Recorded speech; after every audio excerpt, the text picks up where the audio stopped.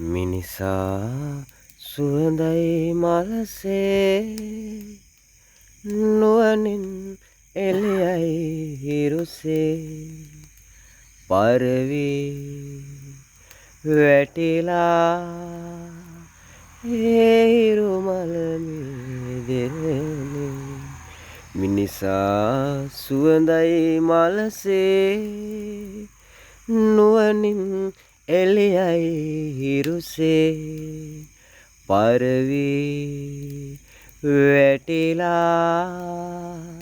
ඒ හිරු මලමේ දෙරනේ ගොවියෝ රෑ තිස්සේ නිදි වරාගෙන පැල් රකිමින් ගොවිතැන් කරන්නේ අනේක විධි බලාපොරොත්තු එක්ක. ගොවියට මහලොකුවට ගොඩක් සල්ලි මිල මුදල් ලාභ ලැබෙන්නේ නැහැ. නමුත් ගොවියෝ ඉල්ලන්නේ ඒ තමන්ගෙන් ගන්න අස්වැන්නට නිසි සාධාරණ මිලක්. ඉතින් කුමන පාලකෙක් වුව ගොවි ජනතාවගේ ඒ අපිරිමිත කැපවීමට නිසි වටිනාකමක් එක් කළ යුතුයි.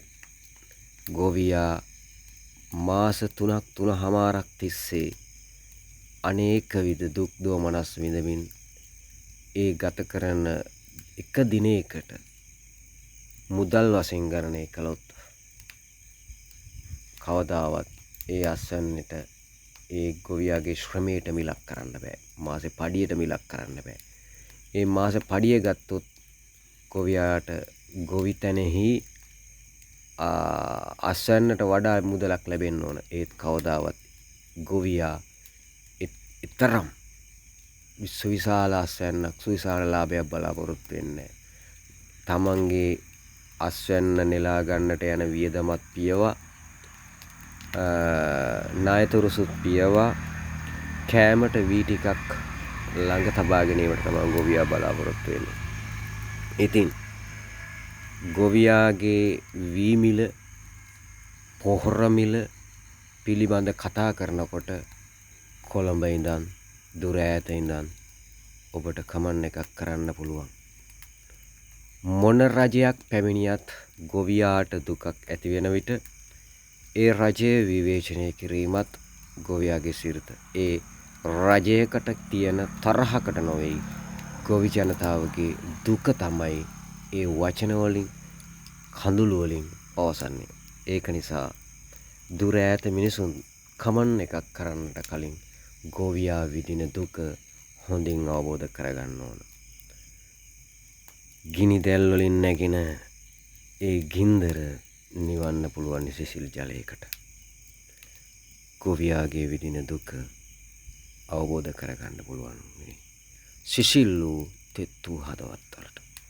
එදා පැරණි රජවරු වැව් කර්මාන්ත කරලා ගොවියා ජනතාවට අවශ්‍ය පහසුකම් සලසලා ගොවියා රජෙක්සේ සැලකුවා. එදා රජවරු කරපු දේවල් නිසා තමයි වර්තමානයේ වෙන විට මුළු රටක් බත සපයන්නට පුළුවන් වෙලා තියෙන්නේ.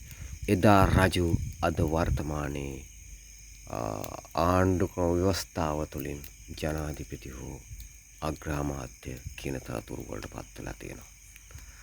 රජ සිරිතට අනුව ගොවියාට නිසි වටිනාකමක් දුන්නා නම් පාලකෙක් කුමන වූ පාලකෙක් වුව ගොවි ජනතාව වෙනුවෙන් මදක් හෝ නැවති ඔවුන්ගේ දුක ගැන කතා කළ යුතුයි. ඔවුන්ගේ ශ්‍රමයට, ඔවුන්ගේ කැපවීමට, ඔවුන්ගේ දාඩිය වලට ඔබට කවදාවත් මිලක් නියම කරන්නට බෑ.